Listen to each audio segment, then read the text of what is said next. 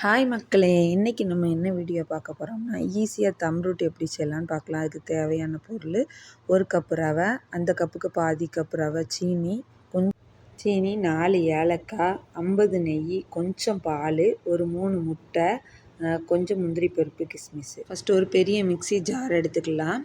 அதில் நல்லா 3 முட்டையை நம்ம ஒன்று ஒன்றா உடச்சி ஊற்றிக்கலாம். நம்ம கிண்ணத்தில் உடச்சி ஊற்றி விஸ்க வச்சு நம்ம இது பண்ணனாலும் செய்யலாம்.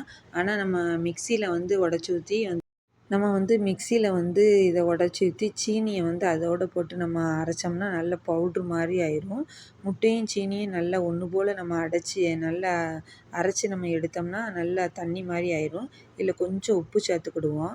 இப்போ மிக்சியில் ஒரு சுற்று நம்ம சுற்றினா போதும். சுற்றிட்டு அதை கிண்ணத்தில் நம்ம இப்போ நம்ம கிண்ணத்தில் மாற்றிக்கிடுவோம். கிண்ணத்தில் மாற்றினோன்னே நம்ம இந்த 1 கப்பு ரவையை நம்ம வறுத்து வச்சுருக்கோம். நம்ம எடுத்து வச்சுருக்கோம். கொஞ்சம் நெய் ஊற்றி இந்த கிஸ்மிஸும் முந்திரி பருப்பையும் வறுத்து வச்சுக்கிடுவோம். இந்த வறுத்து வச்சுருக்க ரவையை இந்த கிண்ணத்தோட நம்ம அரைச்சி வச்சுருக்க இந்த முட்டை சீனியோட நம்ம போட்டு நல்லா ஒரு 5 நிமிஷத்துக்கு நல்லா கிண்டணும். முட்டையோட நல்லா கிண்டி நல்லா அது ஒரு இதானாக்கில் ஒரு பக்குவத்தில் இந்த மாதிரி ஒரு பக்குவத்துக்கு வந்தாக்கில்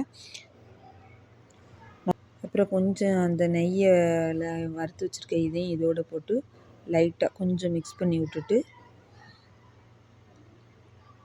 கொஞ்சம் அந்த நெய்யும் அந்த ரவை இது எல்லாம் சேர்ந்து வந்தாக்கில் கொஞ்சம் 50 நெய் தனியாக எடுத்து வச்சுருந்தோம்ல, அதில் கொஞ்சம் கிஸ்மிஸை வறுத்துட்டு கொஞ்சம் மிச்ச நெய்யும் இதோடு போட்டு நம்ம நல்லா கிண்டி விட்டுக்கலாம்.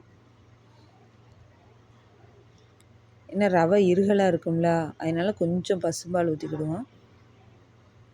ஒரு 3 ஸ்பூன் அளவுக்கு காய்ச்சின பசும்பால் அதை ஊற்றி நல்லா இப்படி இது பண்ணாக்கில் ஒரு டின்னில் லைட்டாக நெய் தடவி நம்ம இந்த எல்லாத்தையும் மிக்ஸ் பண்ணி வச்சுருக்கோம்ல, அதை ஃபுல்லாக டின்னில் மாற்றிடுவோம். டின்னில் மாற்றி 180 டிகிரியில் ஒரு 20 நிமிஷம் வச்சா போதும். அழகான தம் ரூட் ரெடி. நல்லா மொறுமொறுன்னு சாப்பிட்றதுக்கு நல்ல டேஸ்ட்டாக இருந்துச்சு. ஏன்னா இதில் சேர்த்துருக்கிறது ஐட்டம் எல்லாமே நல்ல சத்தான ஐட்டம் தான் நம்ம சேர்த்துருக்கோம்.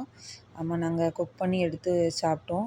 சூப்பராக இருந்துச்சு. நம்ம குழந்தைங்களுக்கு ஒரு ஸ்நாக்ஸ் மாதிரி நம்ம செஞ்சு கொடுக்கலாம். இந்த வீடியோ பிடிச்சிருந்தா லைக் பண்ணுங்கள், ஷேர் பண்ணுங்கள், மறக்காமல் சப்ஸ்கிரைப் பண்ணுங்கள்.